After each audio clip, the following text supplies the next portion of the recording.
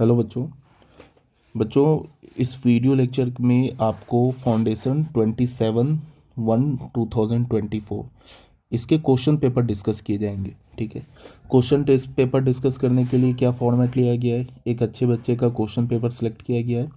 इसके थ्रू मैं बताऊंगा कि क्वेश्चन पेपर सॉल्व कैसे करते हैं, कहाँ कहाँ मिस्टेक्स करते हैं। कई बार ऐसा भी होता है कि हमें पेपर पूरा आता है, तब भी हमारे 2 4 5 10 मार्क्स कट जाते हैं। उसके पीछे क्या रीज़न है। ठीक है। तो क्वेश्चन पेपर सॉल्व करने के लिए क्या होता है कि देखो बच्चे, बोर्ड के जो सॉल्यूशन होते हैं ना, वो थोड़ा डिफरेंट है। इसमें हमें लॉन्ग टाइप का क्वेश्चन है तो कितने स्टेप्स में करना चाहिए, शॉर्ट टाइप का है तो क्या करना चाहिए, सॉल्व कैसे करते हैं, जहाँ पे फॉर्मूला इंपॉर्टेंट फॉर्मूला है वो हमें मेंशन करना होता है। ये सब चीज़ हमें जानना होगा। ठीक है। जैसे ये देखो, मैं ना वेरी शॉर्ट से स्टार्ट करता हूँ। जैसे हमारे पास फर्स्ट एक क्वेश्चन नंबर 11 में क्या है, show that the function given by, ये हमारे पास फंक्शन है, is an increasing function for all x greater than zero. हमें क्या प्रूफ करना है कि जो फंक्शन है ये सभी पॉजिटिव रियल नंबर पे इंक्रीजिंग है। ठीक है। तो सभी पॉजिटिव रियल नंबर पे इंक्रीजिंग है तो प्रूफ कैसे करेंगे। प्रूफ करने के लिए फंक्शन का डेरिवेटिव निकाल लो। देख लो इस बच्चे ने क्या किया है, पहले तो फंक्शन लिखा, फंक्शन का डेरिवेटिव निकाल लिया, ये आ गया डेरिवेटिव। अब अगर मैं दिखा दूं कि ये जो डेरिवेटिव है एफ डैश एक्स जो है वो सभी पॉजिटिव रियल नंबर के लिए पॉजिटिव है, तो प्रूफ हो जाएगा function is increasing for all x greater than zero. अब अब जैसे ये देखो, अगर यहाँ पे हमारा एक्स पॉजिटिव है तो ई पे power x is always positive for all real number. तो ई पे पावर एक्स तो सभी रियल नंबर के लिए पॉजिटिव है, तो ग्रेटर देन ज़ीरो के लिए भी पॉजिटिव होगा। और एक्स हमने पॉजिटिव ले रखा है, तो ऑन द होल एक्स ई पे power x is greater than zero for all x greater than zero. इसने डायरेक्ट लिख दिया है। ठीक है। इसने लिख दिया है कि एक्स ई पे power x is greater than zero for all x greater than zero. F x is increasing for all x greater than zero. बच्चे, इसमें कहीं मार्क्स नहीं कटेगा। ठीक है। 2 मार्क्स का क्वेश्चन है, मोर देन इनफ है कि इसे ये सारे मार्क्स मिल जाएंगे, कहीं इसने स्कोप ही नहीं छोड़ा है मार्क्स काटने के लिए। ठीक है। ये हो गया। अब हमारा आ जाओ क्वेश्चन नंबर 12 में। क्वेश्चन नंबर 12 में क्या है कि हमारे पास is the function defined by is a continuous function. क्या ये फंक्शन कंटिन्यूस है। बच्चे, इस टाइप के क्वेश्चन में ना हम लोग कई बार मिस्टेक करते हैं। क्वेश्चन में क्या बोल रहा है, क्वेश्चन में बोल रहा है कि क्या ये फंक्शन कंटिन्यूस है। बच्चों, मैं क्या बोल रहा हूँ कि क्वेश्चन को समझो। इसमें पूछ रहा है कि क्या ये फंक्शन कंटिन्यूस है। इसमें कहीं नहीं बोल रहा है कि किसी पर्टिकुलर पॉइंट पे कंटिन्यूटी या डिसकंटिन्यूटी प्रूफ करो। पूछ रहा है कि ये जो फंक्शन गिवन है क्या ये कंटिन्यूस फंक्शन है। अब फंक्शन कंटिन्यूस कब होता है, जब अपने डोमेन के हर एक पॉइंट पे कंटिन्यूस हो। ठीक है। और इस फंक्शन का डोमेन क्या है, देख लो, x is less than equals to 1 के लिए भी डिफाइंड है, एक्स इज ग्रेटर देन 1 के लिए भी डिफाइंड है। तो इसका मतलब कि डोमेन क्या हो गया इस फंक्शन का, ऑल रियल नंबर हो गया। अब तुमसे पूछ रहा है क्या ये एक कंटिन्यूस फंक्शन है। अगर तुमने कोई भी एक ऐसा पॉइंट फाइंड आउट कर लिया जिस पे ये फंक्शन डिसकंटिन्यूस है, तो ऑन द होल ये फंक्शन क्या हो जाएगा, डिसकंटिन्यूस फंक्शन हो जाएगा। अब इसने क्या किया, 1 लिया, 1 पर फंक्शन का वैल्यू 6 निकाल लिया, लेफ्ट हैंड लिमिट भी 6 आ गया, और 1 पे जो राइट हैंड लिमिट -4 आ गया। तो इसका मतलब 1 पे फंक्शन डिसकंटिन्यूस है। Left hand limit is not equals to right hand limit, f x is not continuous at x is equals to 1। यहाँ पे क्वेश्चन पूछ रहा है कि क्या ये फंक्शन कंटिन्यूस है। ये क्वेश्चन नहीं पूछ रहा है क्या ये फंक्शन 1 पे कंटिन्यूस है। ये दो अलग अलग चीज़ है। ये 2 मार्क्स का है ना। टीचर बच्चे इसमें ना 1 मार्क्स काट सकता है, क्योंकि इसने 1 पे कंटिन्यूटी और डिसकंटिन्यूटी डिस्कस किया है। इसने ये नहीं बताया कि फंक्शन इज कंटिन्यूस और डिसकंटिन्यूस। ऑन द होल अगर फंक्शन अपने डोमेन के किसी भी एक पॉइंट पर डिसकंटिन्यूस हो जाएगा तो फंक्शन क्या होता है बच्चे, डिसकंटिन्यूस फंक्शन होता है। तो ये जो फंक्शन है डिसकंटिन्यूस फंक्शन है। यहाँ पे इसे लिखना होगा ऐसे करके, देखो ऐसे लिखना होगा, since f x is discontinuous, discontinuous at x is equals to 1, 1 पे डिसकंटिन्यूस है, hence f x is not a continuous function, is not a continuous function. F x जो हमारा कंटिन्यूस फंक्शन नहीं है। ठीक है। ठीक है, ये बात समझ में आया, ये इंपॉर्टेंट है, क्वेश्चन को समझा करो। अगर टीचर इसमें मार्क्स काटना चाहेगा तो काट सकता है। क्वेश्चन नंबर 9 इसमें आ जाओ, इसने फिर 19 किया सॉल्व। देखो 19 है डायरेक्शन रेशियोज, किधर गया डायरेक्शन, अच्छा क्वेश्चन नंबर ये 13 है, ठीक है। The direction ratio of the line given by, ये लाइन का डायरेक्शन रेशियो है। इस टाइप का क्वेश्चन पिछले वीडियो लेक्चर में बताया था, ये सही है। A upon this b upon a root under a square plus b square, ये सही निकाला हुआ है, तो इसमें भी इसके 2 मार्क्स कट जाएंगे। इसमें बच्चे अगर मार्क्स काटना चाहे ना तो टीचर 1 मार्क्स काट सकता है, इसमें 2 नहीं, इसमें 1 ही मार्क्स मिलेगा। बिकॉज इसने जो क्वेश्चन पूछा उसका आंसर नहीं किया है, इसने तो बता दिया ना कि 1 पे डिसकंटिन्यूस है, 1 पे तो पूछ ही नहीं रहा है, ये तो पूछ रहा है कि फंक्शन कंटिन्यूस है या डिसकंटिन्यूस है, ठीक है। उसके बाद आ जाओ क्वेश्चन नंबर 14 में। क्वेश्चन नंबर 14 में क्या बोल रहा है, let A and B independent event, probability of A given है, प्रोबेबिलिटी ऑफ बी गिवन है, find probability of A and not B. देखो इसने लिखा प्रोबेबिलिटी ऑफ ए सही है, बी भी सही है, ए and B are independent events, A और बी इंडिपेंडेंट इवेंट्स है, तो probability of A intersection B क्या होगा, probability of A into probability of B, 0.3 into 0.4, ये निकाल लिया। बट ये नहीं पूछ रहा इसमें, यहाँ पे ये जो इसने लिखा है ना, ये एक्स्ट्रा में लिखा है, इसकी ज़रूरत ही नहीं है। ए इंटरसेक्शन की बात ही नहीं कर रहा है, वो किसकी बात कर रहा है, A A but not B, तो ए बट नॉट बी का मतलब probability of A intersection B complement, इसकी बात कर रहा है, ठीक है। तो ये क्या होगा, अगर ए और बी इंडिपेंडेंट है तो ए एंड बी कंप्लीमेंट भी इंडिपेंडेंट होगा। इसका मतलब है कि ये किसके इक्वल होगा, probability of A into probability of B complement, और इसको हम क्या लिख सकते हैं, probability of A 1 minus probability of B. अब प्रोबेबिलिटी ए भी गिवन है, बी भी गिवन है, इसमें वैल्यू पुट करो आंसर आ जाएगा। तो इसने एक्स्ट्रा लिखा है तो इसमें मार्क्स नहीं कटेगा। हाँ अगर तुम एक्स्ट्रा लिखते हो और गलत लिख देते हो तो मार्क्स कट जाएगा, याद रखना। इसने एक्स्ट्रा लिखा तो है बट करेक्ट लिखा है, तो इसमें इसके मार्क्स नहीं कटेंगे, इसको 2 मार्क्स मिल जाएंगे, ठीक है। आ जाओ क्वेश्चन नंबर 17 में। एक्स प्लस वाई गिवन है, एक्स माइनस वाई गिवन है, दोनों को ऐड कर दिया तो यहाँ से एक्स निकल गया मैट्रिक्स, फर्स्ट इक्वेशन में पुट कर दिया तो वाई मिल गया, इसमें भी इसको 2 मार्क्स मिल जाएंगे, कोई प्रॉब्लम नहीं है। क्वेश्चन नंबर 18 में आ जाओ बच्चे। क्वेश्चन नंबर 18 में क्या है, tan inverse cos x 1 minus sine x. तो cos x में जो न्यूमरेटर है इसमें इसने cos 2x का फॉर्मूला लगा दिया, cos square x by 2 minus sine square x by 2, 1 को लिख दिया cos square x by 2 plus sine square x by 2, sine x जो है ना इसको लिख दिया 2 sine x by 2 cos x by 2, ठीक है। फिर न्यूमरेटर में क्या लग जाएगा, न्यूमरेटर में लग जाएगा हमारा ए स्क्वायर माइनस बी स्क्वायर, और डिनोमिनेटर में क्या होगा ए माइनस बी का होल स्क्वायर, यहाँ से एक पावर कैंसिल हो जाएगा, तो क्या आएगा cos x by 2 plus sine x by 2, ये आ गया। फिर न्यूमरेटर और डिनोमिनेटर को cos x बाई 2 से डिवाइड कर दिया, फिर ये जो 1 लिखा हुआ है ना, ये 1 इसको हम लिख सकते हैं ना ऐसे करके tan पाई बाई 4, ठीक है, और प्लस में tan x बाई 2, फिर 1 माइनस यहाँ पे tan x बाई 2 को 1 से मल्टीप्लाई कर देते हैं, तो 1 को क्या लिख दे tan पाई बाई 4 और यहाँ पे tan x बाई 2, तो ये फॉर्मूला किसका बन जाएगा, tan pi by 4 plus x by 2। अब ये tan और tan इनवर्स कैंसिल होके pi by 4 plus x by 2, बिल्कुल करेक्ट है, यहाँ भी 2 मार्क्स आ जाएंगे इसे। क्वेश्चन नंबर डिफरेंशियल इक्वेशन का है ये क्वेश्चन, क्वेश्चन नंबर 19 है ये, देखो 19 यहाँ पे क्वेश्चन, ये क्या बोल रहा है कि सॉल्व दिस डिफरेंशियल इक्वेशन, ये डिफरेंशियल इक्वेशन को हमें सॉल्व करना है, ठीक है। यहाँ पे अब मैंने तुम लोग को कई बार बता रखा है कि क्वेश्चन में जो आएगा ना वो कहीं नहीं बोलेगा कि डिफरेंशियल इक्वेशन होमोजीनियस है, लीनियर है, वेरिएबल सेपरेबल, कुछ नहीं बोलेगा, सीधे तुम्हें एक डिफरेंशियल इक्वेशन दे देगा, बोलेगा सॉल्व करो, ठीक है। तो सबसे पहले तो इसने डिफरेंशियल इक्वेशन लिख दिया, उसके बाद क्या किया इसने, sec square tan x d y, ये जो डी एक्स वाला टर्म है ना इसको राइट हैंड साइड में ले गया, फिर यहाँ पे इसने क्या किया, वेरिएबल सेपरेट कर लिया, ये वेरिएबल सेपरेबल फॉर्म में, ये tan x को राइट हैंड साइड में भेजा और ये tan y को लेफ्ट हैंड साइड में ले आया, ठीक है। तो वेरिएबल सेपरेट हो गया इस स्टेप में, और जब वेरिएबल सेपरेट हो गया दोनों साइड इंटीग्रेट कर दिया। देखो इस बच्चे ने कितने अच्छे से लिखा है, इंटीग्रेटिंग बोथ साइड्स, ठीक है। Sec square upon tan y, ये कौन सा फॉर्मूला लगेगा, f dash x upon f x, ये क्या होता है, ये वाला फॉर्मूला लगेगा, ये क्या होता है, log of mod F x plus का सी। तो ये लग गया।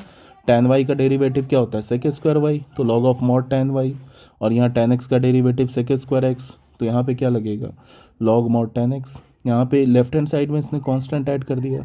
एक छोटी सी और बात, जब तुम्हारे पास इंटीग्रेट करो ना, देखो इस बच्चे ने यहाँ पे देखो ये फॉर्मूला भी लिखा है, यही सब बताता हूँ, ये छोटी छोटी चीज़ है, ये इंपॉर्टेंट चीज़ है। यहाँ पे जो इसने फॉर्मूला है वो भी लिख रखा है, कौन सा फॉर्मूला इसने यूज़ किया इंटीग्रेशन में। जब भी लॉग में, ये टर्म तो लॉग में आ गया, ठीक है, ये भी टर्म लॉग में आ गया, तो जब कांस्टेंट ऐड करना है, हमने देखा ये भी टर्म लॉग में, ये भी टर्म लॉग में, तो जो हमें कांस्टेंट ऐड करना है वो भी हमने लॉग में ऐड कर दिया, कोई फ़र्क नहीं पड़ता है। नहीं लॉग में ऐड करोगे तो भी कोई दिक्कत नहीं है, ठीक है। अब इसको राइट हैंड साइड में ये ले गया, तो राइट हैंड साइड में जाने के बाद क्या हो, माइनस में आएगा, माइनस में तो डिवाइड में आ जाएगा, लॉग कैंसिल होकर आंसर आ गया। इसमें भी इसको 2 मार्क्स मिल जाएंगे, कहीं कोई मिस्टेक्स नहीं है। क्वेश्चन नंबर 20 में आ जाओ, ये देखो इसको इवेलुएट करना है, ठीक है। Sine square x upon 1 plus cos x, sine square x को लिख सकता है 1 माइनस कॉस स्क्वायर एक्स, बिल्कुल सही है। यहाँ पे 1 माइनस कॉस स्क्वायर एक्स में ए स्क्वायर माइनस बी स्क्वायर का फॉर्मूला यूज़ कर लिया, तो 1 plus cos x, 1 plus cos x cancel हो गया, 1 माइनस कॉस एक्स अलग अलग कर लिया, 1 का इंटीग्रल एक्स, कॉस एक्स का माइनस ये साइन एक्स प्लस सी, इसमें भी 2 मार्क्स मिल जाएंगे, कोई दिक्कत ही नहीं है। अब इसने किया क्वेश्चन नंबर 15 सॉल्व। यहाँ पे क्वेश्चन नंबर 15 देखो, इसमें क्या बोल रहा है, ए डाई इज थ्रोन ट्वाइस, एक डाई को क्या किया गया है, 2 बार फेंका गया है, and the sum of the number appearing is observe to be 6, और जो नंबर्स आ रहा है डाई पे उसका सम क्या है, 6 है। What is the conditional probability that the number 4 has appeared at least once, क्या कंडीशनल प्रोबेबिलिटी है कि जो नंबर 4 है वो कम से कम एक बार आया है, इसकी क्या प्रोबेबिलिटी है। देखो इस बच्चे ने कितने अच्छे से लिखा है, पहले तो इवेंट बनाया, sum of the number appear on 2 dice is 6, पहले तो ये लिख लिया, यही सारी पॉसिबिलिटी है जिस पे 6 आ रहा है। तो इस ए में, इस इवेंट में, यहाँ पे से एक थोड़ी सी मिस्टेक क्या हो गया है कि इसे ना यहाँ पे ऐसे करके सेट है ना, तो इसको बनाना चाहिए था कर्ली ब्रैकेट, ये छोटी छोटी सी बात है, यहाँ पे ऐसे ही से ब्रैकेट बनाना चाहिए था, ये सेट है ना, ब्रैकेट भूल गया है, ठीक है। अब इसमें बताओ कितने एलिमेंट्स आ रहे हैं, 5, number 4 has appeared at least once, 4 जो है कम से कम एक बार आए, तो 4 कम से कम एक आए, उसके कितने इवेंट है, ये सारे इवेंट है देख लो, इसमें कम से कम एक बार 4, ज़्यादा से ज़्यादा 2 बार 4, तो वो भी मेंशन हो गया है। इन दोनों का इंटरसेक्शन क्या है, 2।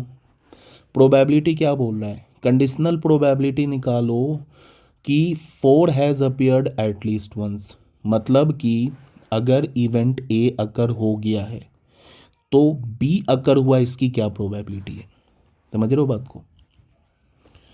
तो क्या होगा, probability of A intersection B upon, अच्छा इसने प्रोबेबिलिटी वाला फॉर्मूला यूज़ नहीं किया, इसमें नंबर ऑफ एलिमेंट वाला यूज़ किया, सेम ही बात है, number of element in A intersection B upon number of element in B, ये 2/5 बिल्कुल करेक्ट है, कहीं कोई प्रॉब्लम नहीं है, इसमें भी इससे 2 मार्क्स मिल जाएंगे, ठीक है। क्वेश्चन नंबर 16 में देखो, if A is 1 2 3 then the number of equivalence relation containing 1 2, यहाँ पे इसने क्या किया है, ए लिया है 1 2 3, for equivalence relation containing 1 2, for symmetric it consist 1 2 and 2 1, ठीक है। For transitive it must contain 1 3 and 3 2, and 1 2 2 1 2 3 and 3 1। Question में बोल क्या रहा है, number of equivalence relation containing 1 2, ठीक है, इक्विवेलेंस रिलेशन कंटेनिंग 1 2, तो तुम ऐसे देखो, अगर हमारे पास सेट 1 2 3 है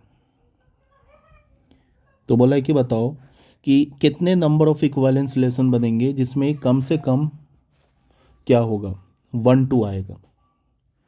तो देखो एक इक्विवेलेंस रिलेशन क्या बनेगा, पहले इक्विवेलेंस रिलेशन के लिए हमें रिफ्लेक्सिव यूज़ करना होगा, तो 1 1 2 2 3 3, ठीक है, और ये 3 3, ये आ जाएगा।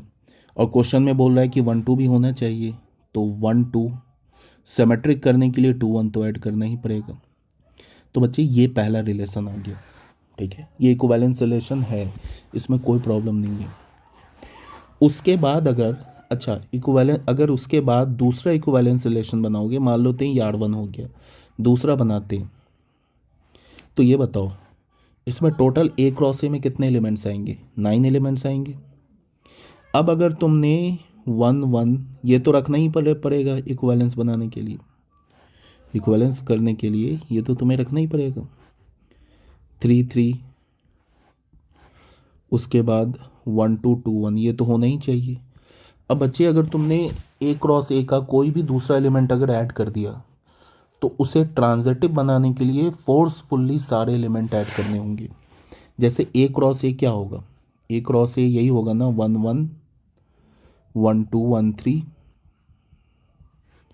फिर ये होगा 2 1 2 2 2 3 3 1 3 2 3 3, ये हो गया हमारा ए क्रॉस ए, टोटल 9 एलिमेंट्स हो गए ना। अब देखो बात को ध्यान से सुनो, अगर हमने देखो 1 1 ये तो है ही, आना ही होगा, 2 2 और 3 3 रिफ्लेक्सिव रखने के लिए तो आना ही है, 1 2 और 2 1, ये तो क्वेश्चन के अकॉर्डिंग 1 2 होना चाहिए, तो अगर 1 2 होगा तो 2 1 होगा। अगर बच्चे अब कितने बचे, 4 एलिमेंट बचे। अब अगर तुमने एक भी एक्स्ट्रा एलिमेंट ऐड किया, 1 3 ऐड कर दिया, ठीक है, तो फोर्सफुली तुम्हें 3 1 भी ऐड करना होगा, तभी जाके सिमेट्रिक होगा। और अगर तुमने 1 3 के 3 1 ऐड कर दिया, तो फिर तुम्हें 2 3 भी ऐड करना होगा ट्रांजिटिव बनाने के लिए, फिर सिमेट्रिक बनाने के लिए 3 2 भी ऐड करना होगा। इसका मतलब कि जो दूसरा इक्विवेलेंस रिलेशन होगा वो एक्चुअल में ए क्रॉस ए ही हो जाएगा, ठीक है। ये दूसरा इक्विवेलेंस रिलेशन क्या होगा, ए क्रॉस ए। कहने का मतलब है कि टोटल कितने इक्विवेलेंस रिलेशन बनेंगे, 2। यहाँ पे इसने क्या लिखा है, only 1 equivalence relation is possible. यहाँ पे बेटा इसका मार्क्स कट जाएगा, ठीक है, इसमें इसको मार्क्स नहीं मिलेगा बिकॉज इसने मिस्टेक कर दिया है। समझ में आ रही है बात। अब आ जाओ नेक्स्ट क्वेश्चन में। नेक्स्ट क्वेश्चन जो है, इसने क्वेश्चन नंबर 30 एक्चुअल में इसने 30 नहीं किया है, 29 किया, यही सब मिस्टेक होता है ना। अब इससे ये जो किया है इसने क्वेश्चन नंबर 29, क्वेश्चन नंबर 29 का इसने और ऑप्शन किया। देखो ये 29 है ना, ये क्वेश्चन यहाँ पे 29, इसका इसने और वाला किया है, find the shortest distance between the line, ठीक है। देखो ये यहाँ पे क्या है हमारे पास, x प्लस 1/7। बेटा ये जो लाइन है ना, ये स्टैंडर्ड फॉर्म में नहीं है, ठीक है। यहाँ पे इसको, ये एक्चुअल में क्या है, x माइनस माइनस 1/7, और यहाँ पे होगा y माइनस माइनस 1/-6, और ये क्या होगा, z माइनस माइनस 1/1। तो यहाँ पे x1 y1 और z1 क्या हो जाएगा, -1 -1 -1। और अब बच्चे a1 b1 c1 का वैल्यू क्या है, यहाँ पे देख लो, 7 -6 एंड 1, ठीक है।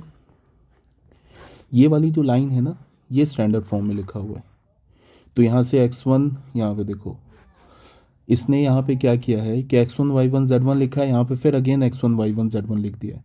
अच्छा, x1 x2 x3, तो इसको लिखना था x2 यहाँ पे y2 और यहाँ पे z2, ठीक है। ये छोटे छोटे मिस्टेक है ना, नहीं करना। फिर a1 b1 c1, तो यहाँ पे होगा a2 b2 और यहाँ पे c2। फॉर्मूला इसने सही लिखा है शॉर्टेज डिस्टेंस का। अब बच्चे शॉर्टेज डिस्टेंस वाला बहुत इंपॉर्टेंट क्वेश्चन है, फॉर्मूला याद रखना है। इसने जो फॉर्मूला यूज़ किया है, ये किस में यूज़ किया है, इसने फॉर्मूला यूज़ किया है हमारा कार्टेशियन फॉर्म में। चाहो तो तुम वेक्टर फॉर्म में भी लिख सकते हो। मतलब मान लो कि अगर तुम्हें कार्टेशियन फॉर्म में फॉर्मूला याद नहीं है तो वेक्टर फॉर्म में याद है, तो लाइन को चेंज कर दो, ये जो हमारा कार्टेशियन फॉर्म से वेक्टर फॉर्म में चेंज कर दो। इसने कार्टेशियन फॉर्म वाला फॉर्मूला यूज़ किया है और आंसर बिल्कुल करेक्ट निकाला है, तो 6 मार्क्स यहाँ मिल जाएंगे इसे। उसके बाद इसने निकाला है क्या, क्वेश्चन नंबर 31 का ये किया है ना, ये उसके बाद इसने एरिया निकाला। क्वेश्चन नंबर 30 है ये, 31 नहीं है, ठीक है। अब देखो यहाँ पे क्या बोला है, find the equation of the ellipse in, find the area of the reason bounded by the ellipse. ये जो एलिप्स दिख रहा है ना, इसका एरिया ऑफ द रीजन निकालना है। तो इसने एलिप्स बनाया है, ठीक है। इसका सेमी मेजर एक्सिस का कोऑर्डिनेट क्या होगा, 4,0 एंड -4,0, ठीक है। सेमी माइनर एक्सिस का यहाँ पे कोऑर्डिनेट लिख सकते थे 0,3 एंड 0,-3, ठीक है। यहाँ पे तुम चाहो तो लिख सकते थे। ए का वैल्यू निकाल दिया, बी का वैल्यू निकाल दिया, ठीक है। अब यहाँ पे इसने 0 to 4 बच्चे, अगर एरिया बोल रहा है ना तो ऐसे करके ना शेड कर दो, ठीक है। 0 से 4 इसने क्या किया है कि फर्स्ट क्वाड्रेंट में एरिया निकाला है। 0 से 4 वाई डी एक्स यहाँ पर इसने लिखा, यहाँ से फंक्शन में वाई निकाल लिया। वाई हमारा क्या है, फर्स्ट क्वाड्रेंट का एरिया निकालेंगे तो उसमें वाई पॉजिटिव होगा, तो इसने पॉजिटिव वैल्यू लिया है। 3/4 बाहर किया, 0 to 4। यहाँ पे एक मिस्टेक क्या आ रहा है कि देखते हैं, लास्ट में इसने 4 से मल्टीप्लाई नहीं किया है ना। अच्छा ठीक है, इसने फर्स्ट क्वाड्रेंट का एरिया निकाला है। ये जो निकाला है ना, ये फर्स्ट क्वाड्रेंट का एरिया निकाला है। फर्स्ट क्वाड्रेंट का एरिया निकालने के बाद यहाँ पे एरिया ऑफ एलिप्स देखो, 4 into area of region. Region को चाहो तो लिख सकते थे तुम, थोड़ा सा एलिप्स बड़ा बनाओ। डायग्राम बनाते हो तो कोशिश करो थोड़ा सा नीट एंड क्लीन बनाओ और थोड़ा बड़ा बड़ा बनाओ, इस टाइप से। ये हमारा 0 A, इसका कोऑर्डिनेट हो जाएगा 4,0, ये A डैश, ये इसका कोऑर्डिनेट -4,0 और ये B कोऑर्डिनेट 0,3 और ये हो गया B डैश कोऑर्डिनेट 0,-3, ठीक है। स्क्वायर यूनिट लिखना भूल गया ये, इसमें भी मार्क्स कट सकता है, ठीक है। इसमें भी टीचर चाहे तो मार्क्स काट सकता है। उसके बाद आ जाओ 31 में। 31 में इसने क्या किया है, ये और वाला किया है क्वेश्चन, ठीक है। बोला find the value of A and B such that the function defined by is continuous at is a continuous function. ये क्या बोल रहा है कि जो फंक्शन गिवन है ये फंक्शन कंटिन्यूस है। तो कंटिन्यूस है तो फंक्शन अपने डोमेन के हर एक पॉइंट पे कंटिन्यूस होगा, पहली बात। दूसरी बात कि डोमेन क्या है फंक्शन का, डोमेन ऑल रियल नंबर है। डोमेन फंक्शन का ऑल रियल नंबर है। देख लो, लेस देन इक्वल्स टू 2 के लिए डिफाइंड है, 2 से 10 के लिए डिफाइंड है, और ग्रेटर देन इक्वल्स टू 10 के लिए डिफाइंड है। तो डोमेन ऑल रियल नंबर होगा। अब बोल रहा है कि अगर फंक्शन कंटिन्यूस है तो ए और बी का वैल्यू निकालो। कैसे निकालोगे, 2 पर फंक्शन कंटिन्यूस है तो 2 पर फंक्शन का वैल्यू 2 पर फंक्शन का लेफ्ट हैंड लिमिट और 2 पर फंक्शन का राइट हैंड लिमिट इक्वल होगा। 2 पर फंक्शन का वैल्यू 5 है, लेफ्ट हैंड लिमिट और राइट हैंड लिमिट भी 5 है, ठीक है। अब यहाँ पे 2 पर जो राइट हैंड लिमिट निकालोगे वो क्या मिलेगा, 2 पर राइट हैंड लिमिट निकालने के लिए फंक्शन यूज़ करोगे ax+b। तो x की जगह 2 डालोगे तो क्या होगा 2a+b। तो 2a+b किसके इक्वल होगा, 5 के। यहाँ पे देख लो, इसने निकाल दिया है। ये हमारा a और b में फर्स्ट इक्वेशन बन गया। फिर अगर हमें क्या करना है, 10 पर लेफ्ट हैंड लिमिट क्या होगा, 10 पर लेफ्ट हैंड लिमिट होगा, इस x की जगह 10 डालो तो 10a+b, और 10 पर फंक्शन का वैल्यू क्या है 21। तो 10a+b इज इक्वल्स टू 21। यहाँ पे आ गया है देखो, 10a+b इज इक्वल्स टू 10। यहाँ पे गड़बड़ किया ये, 10a+b इज इक्वल्स टू 21 होगा ना। 10 पर फंक्शन का वैल्यू क्या है 21 है ना, तो यहाँ पे गड़बड़ कर दिया इसने, ठीक है। इसने 10a+b इज इक्वल्स टू 10 लिख दिया। अब ये करने से इसका जो ये जैसे 6 मार्क्स का है ना, तो बाकी इसने तो सही लिखा है, तो इसके थोड़ी सी मिस्टेक्स है इसमें, इसको 4 मार्क्स मिल जाएगा या 3 मार्क्स भी मिल सकता है। अब यहाँ पे समझ गया ना तुम लोग कैसे निकालना होता है बच्चे। यहाँ पे 2 पर लेफ्ट हैंड लिमिट क्या होगा, 2 पर left hand limit right hand limit और फंक्शन का वैल्यू 2 पे इक्वल होगा। तो 2 पर राइट हैंड लिमिट क्या होगा 2a+b, तो 2a+b, और 2 पर फंक्शन का वैल्यू क्या होगा 5। तो एक इक्वेशन आ गया ए और बी में। 10 पर लेफ्ट हैंड लिमिट क्या होगा 10a+b, और 10 पर फंक्शन का वैल्यू क्या है 21, तो 21, तो ये दो आ गया ना हमारे पास। यहाँ से ए और बी का वैल्यू निकाल लो, ए और बी का वैल्यू निकालोगे, दोनों को क्या करो सब्ट्रैक्ट कर दो। तो 10a minus 2a 8a is equals to 21 minus 5, तो a का वैल्यू तो 2 आ जाएगा, 16 तो 2। अब a इज इक्वल्स टू 2 किसी में डाल दो, फर्स्ट इक्वेशन में डाल दो, तो 2 into 2 plus b is equals to 5, तो b is equals to 1, a is equals to 2, b is equals to 1। इसका आंसर कैसे सही आ रहा है? इसने आंसर तो सही निकाला है।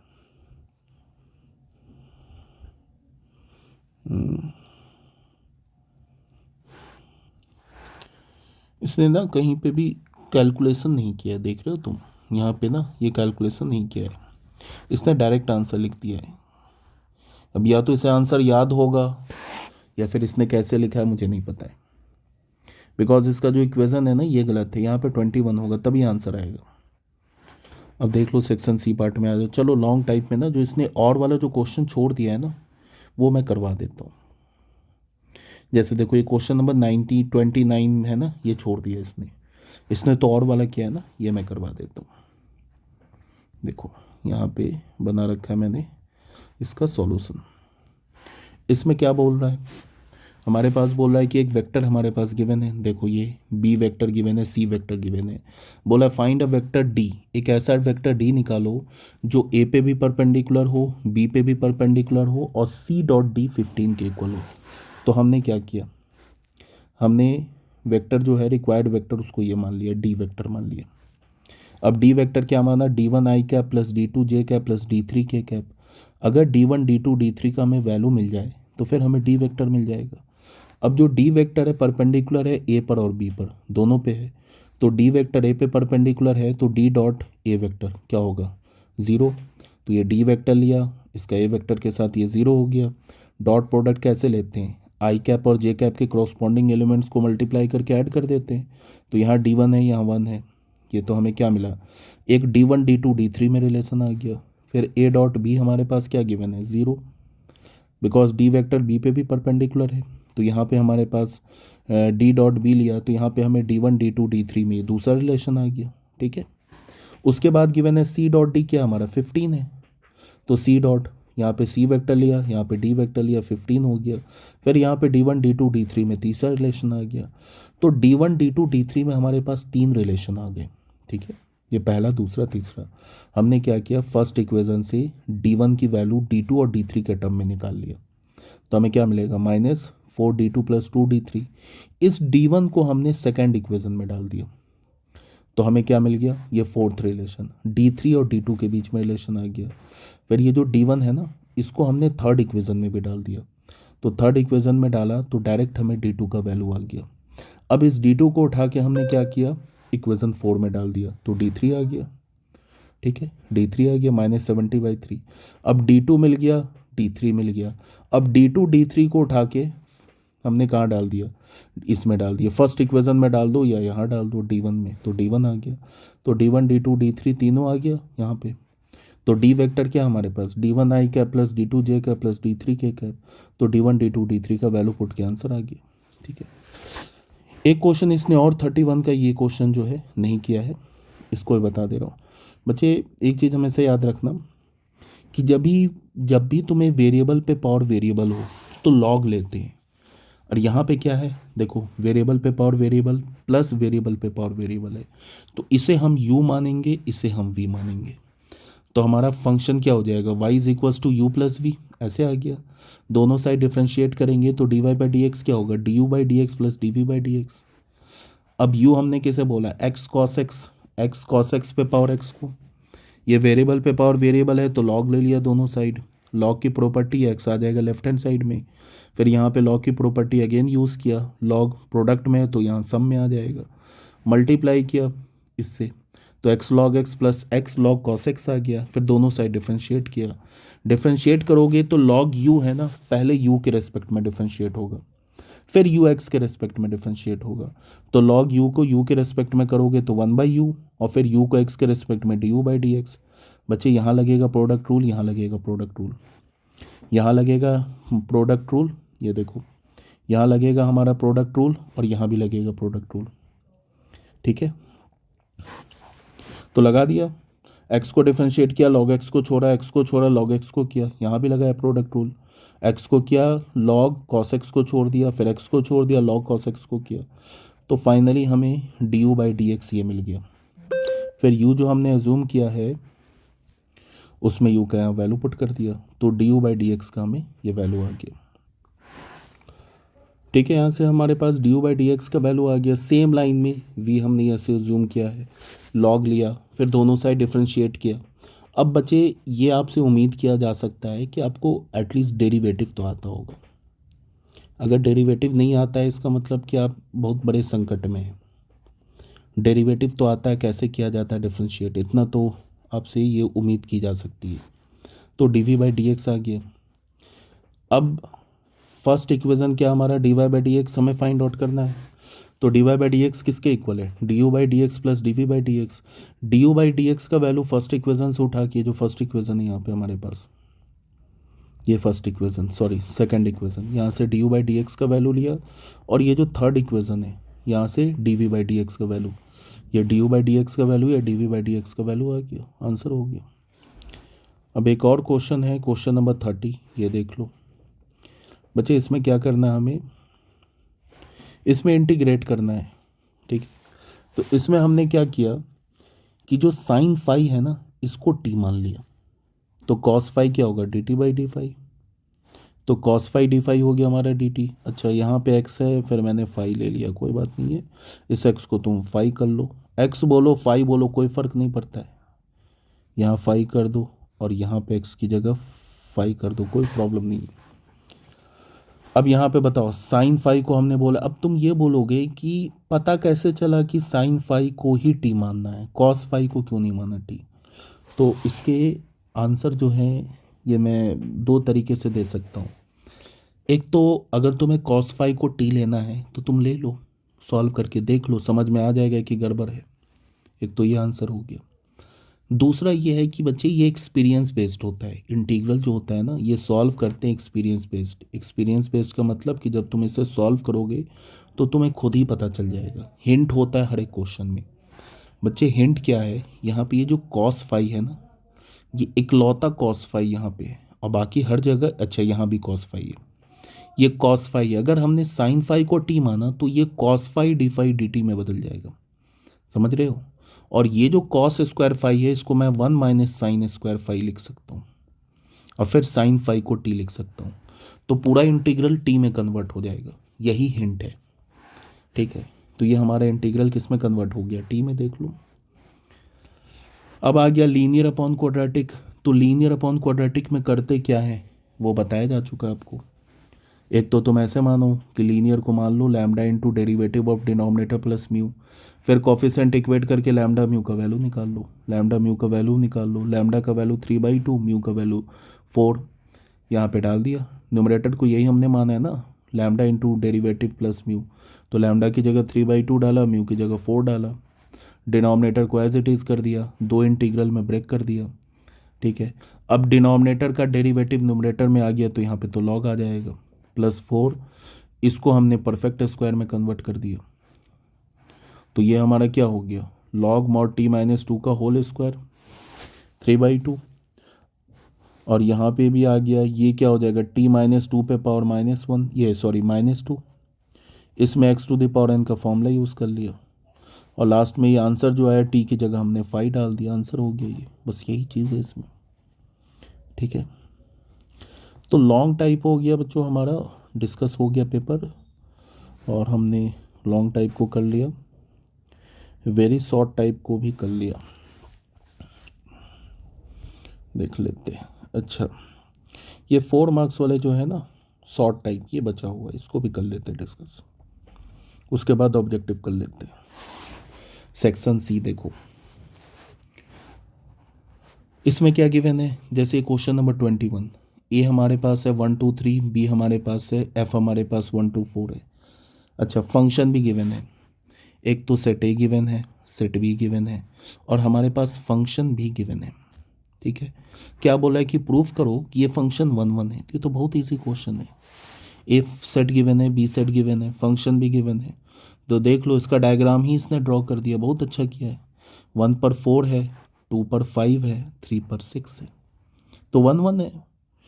ठीक है, किसी भी डोमेन के दो एलिमेंट का सेम इमेज नहीं आ रहा है, तो ये 1 1 है। इसने लिख भी दिया 1 पर 4 है, 2 पर 5 है, 3 पर 6 है, every element of a has a unique image in b, hence f is 1 1।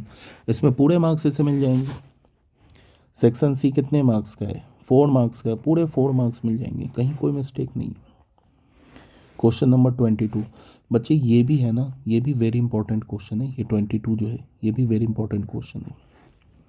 अब इसमें क्या है, हमारे पास ए सेट गिवन है, बोल रहा है क्या कि इस मैट्रिक्स को ना sum of symmetric and skew symmetric matrix के फॉर्म में रखो। इस मैट्रिक्स को, तो ए मैट्रिक्स है, ए ट्रांसपोज ले लो। बच्चे हमने इसको पी मैट्रिक्स को क्या लिया, 1/2 ए प्लस ए ट्रांसपोज। ये हमारा क्या होता है, ये सिमेट्रिक मैट्रिक्स होता है। ये क्या होता है, सिमेट्रिक। कोई भी दुनिया का मैट्रिक्स हो, half A plus A transpose symmetric होता है। तो ए मैट्रिक्स लिया, ए ट्रांसपोज निकाल लिया, फिर half A plus A transpose ले लिया। देखो ये ट्रांसपोज लिया है और ये ए लिया है, तो ये जो मैट्रिक्स मिला हमें क्या मिल गया, 0 0। ये हमारा सिमेट्रिक मैट्रिक्स आ गया। ठीक है, और half A minus A transpose जो होता है ये स्क्यू सिमेट्रिक होता है। ठीक है, तो ये भी नल मिल गया। ठीक है, नल नहीं मिला, ये मिल गया मैट्रिक्स।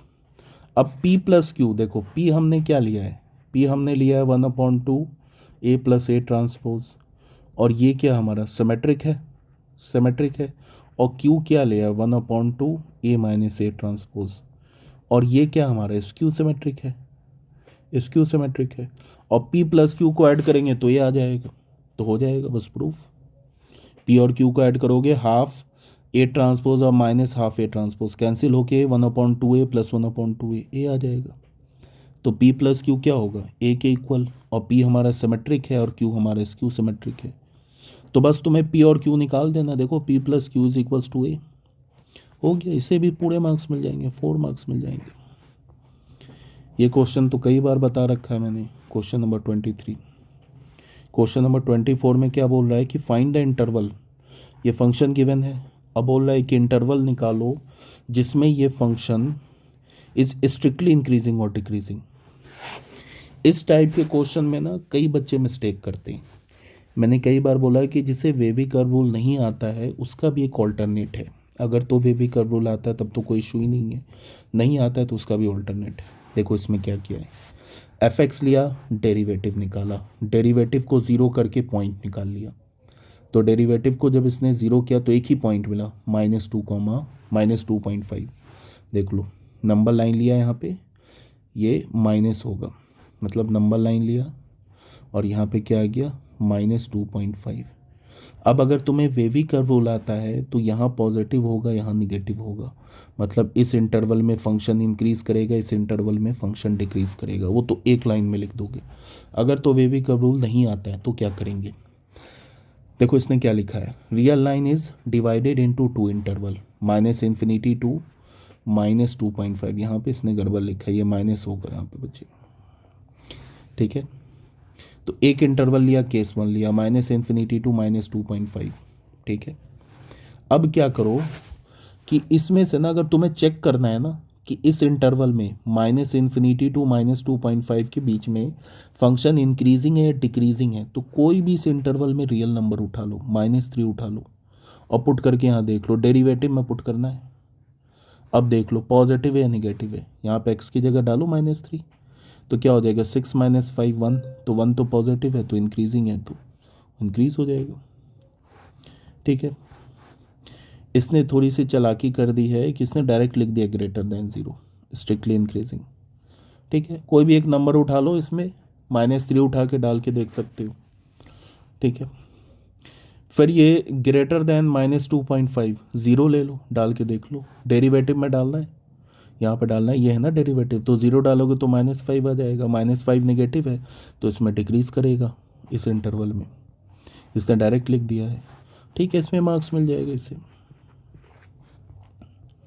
अब यहाँ पे क्वेश्चन नंबर 25 देखो, इसमें बोल रहा है क्या कि देखो 25 में y is equals to cos x given है, बोला है d2y/dx2 निकालो in terms of y alone, सिर्फ y के टर्म में d2y/dx2 निकालो।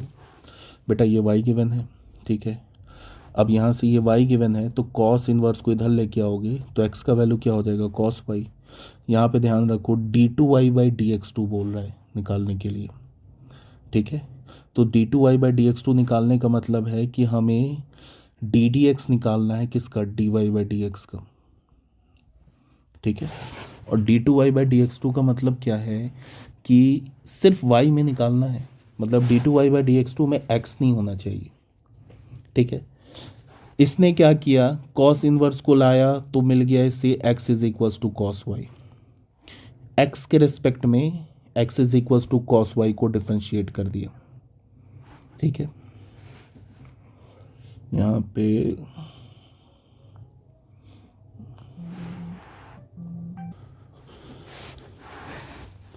अब बच्चों इसमें इसने क्या किया, x निकाला, y के रेस्पेक्ट में डिफ्रेंशिएट कर दिया। एक और रिलेशन याद रखो कि dy जो dx होता है वो एक्चुअल में 1/dx/dy होता है, पहली बात। दूसरी बात कि d2y/dx2 ये नहीं इक्वल होता है 1/d2x/dy2, ये भी याद रखना।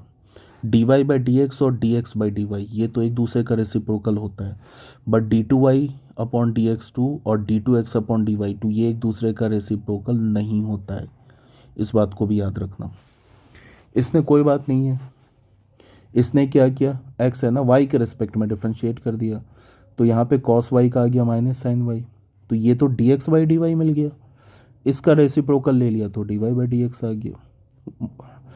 वन अपॉन इसका रेसिप्रोकल यही होगा ना, 1/ माइनस साइन वाई, तो माइनस साइन वाई इसका मतलब माइनस कॉसेक वाई, तो dy/dx इसने निकाल लिया। अब फिर dy/dx को डिफ्रेंशिएट किया x के रेस्पेक्ट में, तो x के रेस्पेक्ट में डिफ्रेंशिएट किया, ठीक है।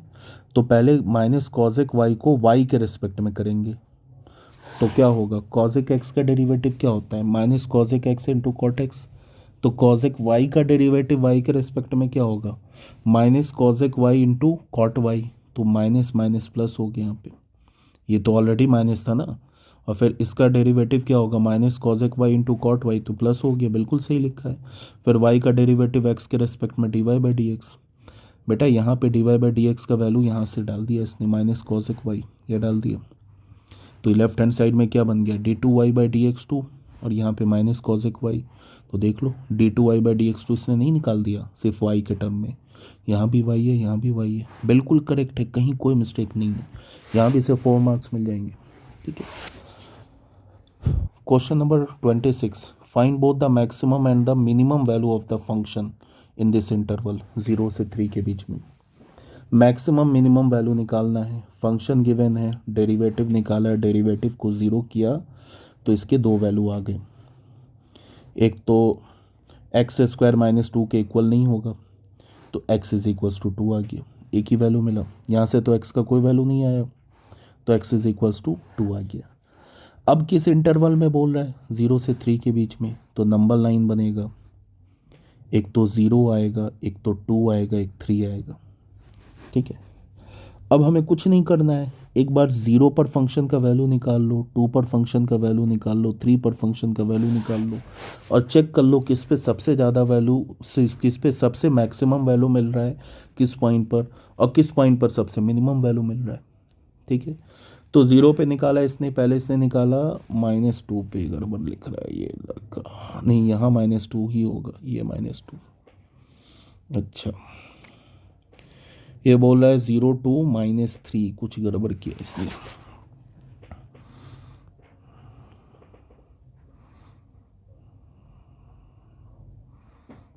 यहाँ पे कुछ गड़बड़ किया, x+2 x² + 2, यहाँ पे इसने देखो मिस्टेक किया, ये माइनस होगा, ठीक है, ठीक है, यहाँ पे फिर सही लिखा है, थोड़ी कैलकुलेशन मिस्टेक है, ठीक है, x इज इक्वल्स टू 2 लिख दिया, ठीक है। तो यहाँ पे -2 लिखा, तो बच्चे इसने ना -2 पे निकाला फंक्शन का वैल्यू, फिर यहाँ पे ये 2 लिख रहा है, ये गड़बड़ है ना। तो इसका मतलब इसका कैलकुलेशन यहाँ पे -2 पे तुम्हें वैल्यू निकालना है, यहाँ पे फिर ये 2 पे निकाल दिया इसने। डेरिवेटिव फंक्शन का वैल्यू 3 2 पे डाल दिया है। 2 डालेगा माइनस माइनस, यहाँ पे इसका गड़बड़ हो गया यार, ये -2 पे निकालना है इसको। ठीक है, एनीवे तुम्हें समझ में आ गया। तुम्हें करना क्या है कि 0 पर और 2 नहीं, 2 पे ही निकल, ठीक है ठीक है ठीक है, सॉरी -2 पे नहीं ना, 2 पर निकालना है। ठीक है, सही कैसे निकाला, 2 पर और 3 पर। ठीक है, तो मैक्सिमम किस पे मिला 25, और मिनिमम किस पे मिला -39। तो maximum at x is equals to 0 and minimum at x is equals to 2, बस हो गया। उसके बाद बच्चे क्वेश्चन नंबर 27 में क्या है कि if a b c are unit vector, a vector plus b vector plus c vector का सम 0 के इक्वल है, नल वेक्टर है, then find the value of a dot b plus b dot c plus c dot a, ये निकालना है। ठीक है, A B and सी ये यूनिट वेक्टर है तो मैग्नीट्यूड 1 होगा। फिर ए प्लस बी प्लस सी नल वेक्टर के इक्वल है। यहाँ पे छोटा सा मिस्टेक हुआ है कि ये नल वेक्टर लिखना होगा बच्चे। वेक्टर का सम कभी भी एक रियल नंबर के इक्वल नहीं आ सकता है, नल वेक्टर। इसने क्या किया, दोनों साइड इसने डॉट प्रोडक्ट ले लिया ए के साथ। तो ए डॉट ए क्या होगा, मॉड ए का होल स्क्वायर। तो मॉड ए का होल स्क्वायर मीन्स 1, फिर a dot b a dot c, और ए डॉट नल वेक्टर ये 0 आ गया। तो यहाँ से a dot b plus a dot c, इसका वैल्यू इसने निकाल लिया। क्या किया, इसको फर्स्ट इक्वेशन डाल दिया, फिर बी के साथ डॉट प्रोडक्ट लिया, फिर इसको सेकंड इक्वेशन बोल दिया, फिर सी के साथ डॉट प्रोडक्ट लिया, थर्ड इक्वेशन बोल दिया। ठीक है, फिर तीनों को ऐड कर दिया। तो यहाँ पे कुछ गड़बड़ है बच्चे, यहाँ पे ना 1 मार्क्स कट सकता है, ये +3 है ना, ये यहाँ जाएगा तो -3 होगा। यहाँ पे इसका अगर ये कितने 4 मार्क्स का है ना तो 3 मार्क्स मिलेगा। ऑल्टरनेटिवली इस क्वेश्चन को तुम ऐसे भी बच्चे सॉल्व कर सकते थे, इस क्वेश्चन को बहुत ईजी वे में। हमारे पास क्या गिवन है, a vector plus b vector plus c vector, ये तो इनका सम क्या हमारा नल वेक्टर है। एक तुम आइडेंटिटी यूज़ कर सकते थे, a vector plus b vector plus c vector के मैग्नीट्यूड का स्क्वायर। ये क्या है, ए वेक्टर का होल स्क्वायर मैग्नीट्यूड का, magnitude of b square magnitude of c square plus 2 times a vector dot b vector plus b vector dot c vector plus c vector dot a vector. ऐसे लिख लेते, ये identity है, ये standard identity है। ठीक है, और ए प्लस बी प्लस ये तो नल वेक्टर के इक्वल है, तो यहाँ पे नल वेक्टर का के मैग्नीट्यूड का स्क्वायर, और ये तो magnitude of a magnitude of b और मैग्नीट्यूड ऑफ सी तीनों 1 नल होगा। तो ये सॉरी नल हो कह रहा हूँ, यूनिट वेक्टर है तो 1 होगा, तो 1 + 1 + 1 3 हो जाएगा, +2। इसी का तो हमें वैल्यू निकालना था, इसको लैम्डा बोल दिया, ये हो जाएगा 0। तो लैम्डा इज इक्वल्स टू -3/2।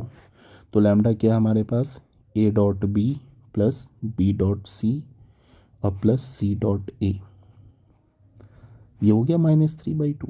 ऐसे भी तुम काम कर सकते थे, कोई प्रॉब्लम वाली बात नहीं। ठीक है, ये जो इसने किया है ये भी सही है, इसमें भी कोई दिक्कत नहीं है, ये भी इसने बिल्कुल सही किया है। ठीक है, क्वेश्चन नंबर 28 देख लो। बोल रहा है कि इससे क्या बोल रहा है, हमारे पास एक फंक्शन दे रखा है, बोल रहा है ये z हमारे पास ऑब्जेक्टिव फंक्शन है, इसको बोल रहा है कि ये 3 कंस्ट्रेंट दे रखा है। ये तो बच्चे हमेशा यूनिवर्सल कंस्ट्रेंट होता है। ठीक है, अब बोल रहा है कि मैक्सिमाइज और मिनिमाइज करो, सॉरी मिनिमाइज करो। z लिया, ये इस कंस्ट्रेंट का स्ट्रेट लाइन ड्रॉ करने के लिए निकाल लिया ये। ठीक है, हमेशा एक चीज़ को ध्यान में रखो कि जिस रीज़न को तुम्हें शेड करना है मैक्सिमम मिनिमम फिजिबल रीज़न को हमेशा शेडिंग करो, और कॉर्नर पॉइंट्स के जो कोऑर्डिनेट है ना इसको हाईलाइट करो। फिर इसने निकाला 0 पे सब पे वैल्यू निकाला। ठीक है, ऐसे भी निकाल सकते हो। ये 3 कॉर्नर पॉइंट बन रहे हैं ना, एक तो 0,0 4,0 और ये तीसरा क्या बन रहा है 0,4 0,0 4 एक 0,4। 0,4, ये तो 0,6 आ रहा है, नहीं 6 लिखा हुआ है।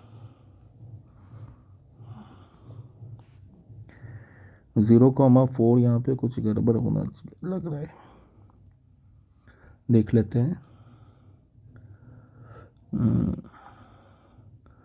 इसने y को 0 डाला तो ये x प्लस 2y 8 के इक्वल है। ये 8 है बच्चे, यहाँ पे ये जो लिखा है ना, ये 8 है। देख लेने आप इसका कैलकुलेशन कहीं मिस्टेक होगा। अब आ जाओ ऑब्जेक्टिव क्वेश्चन में। ऑब्जेक्टिव क्वेश्चन को एक बार कर लेते हैं डिस्कस। रिलेशन गिवन है 1 2 3 सेट में। अब बोल रहा है कि ये रिलेशन है, क्या है, रिफ्लेक्सिव है, सिमेट्रिक है, ट्रांजिटिव, क्या है।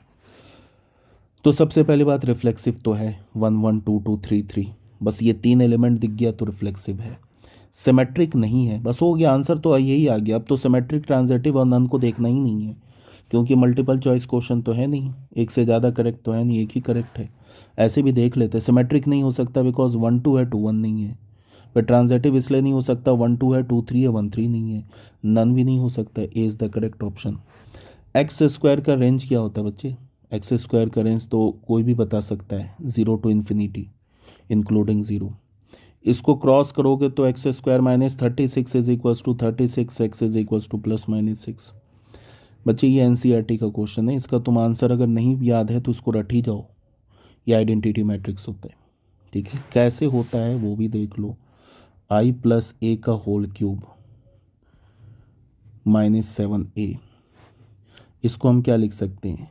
आई cube plus 3 i square into a plus 3 i a square minus plus a cube minus 7a।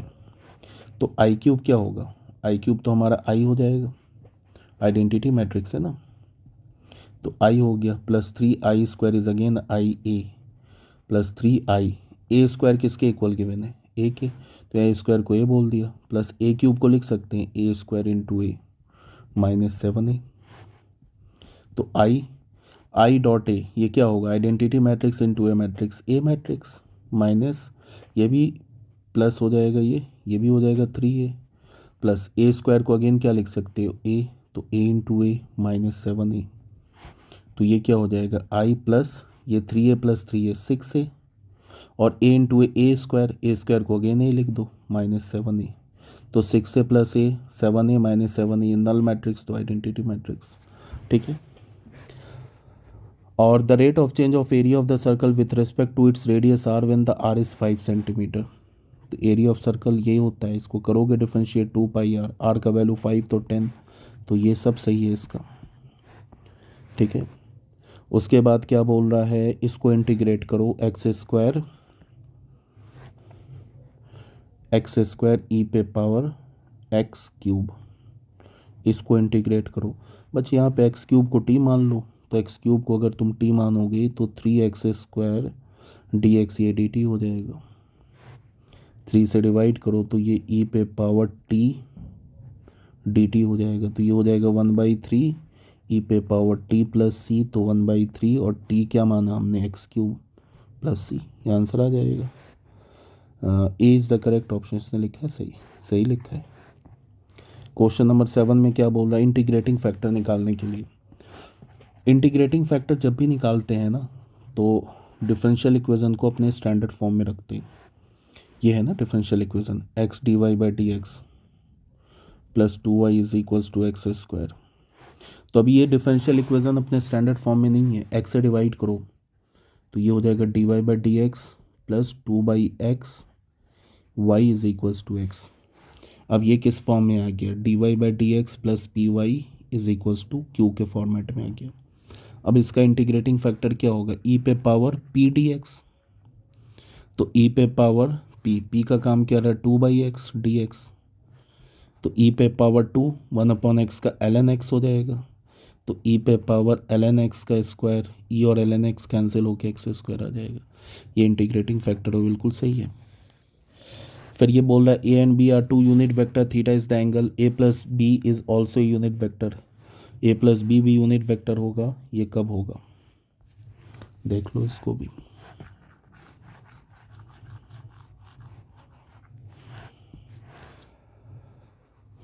A plus b unit vector कब होगा? जब ए प्लस बी का मैग्नीट्यूड 1 होगा तभी यूनिट वेक्टर होगा ना।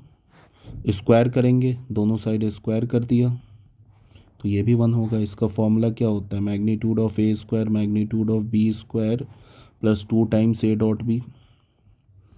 ठीक है, तो ये यूनिट वेक्टर है तो ये हो जाएगा 2, तो 2 टाइम्स ए डॉट बी क्या हो जाएगा?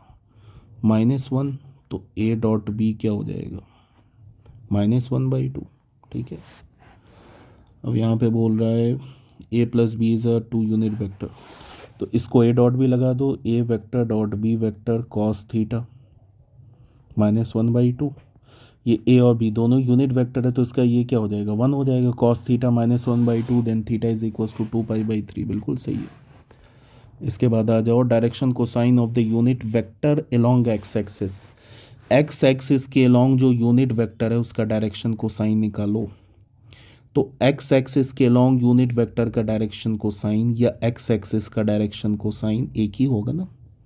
तो एक्स एक्सिस का डायरेक्शन कोसाइन क्या होगा? 1 0 0।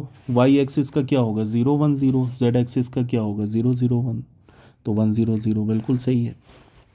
Define feasible region. A feasible region is an area defined by number of coordinate that system of equation. ये ऊट पटांग कुछ भी लिखा हुआ है, ये नहीं होगा, इसमें मार्क्स नहीं मिलेगा। ठीक है, feasible region क्या होता है? Area bounded by the constant in first quadrant is called feasible region। बस हो गया, कोई रटने रटाने की जरूरत ही नहीं है। जो कंस्ट्रेंट एरिया बाउंड करता है in first quadrant is called feasible region. इसने क्या लिखा है? Feasible region is an area defined by number of coordinate that system of it. कोई मतलब नहीं बन रहा है इसका। ठीक है, तो यही है।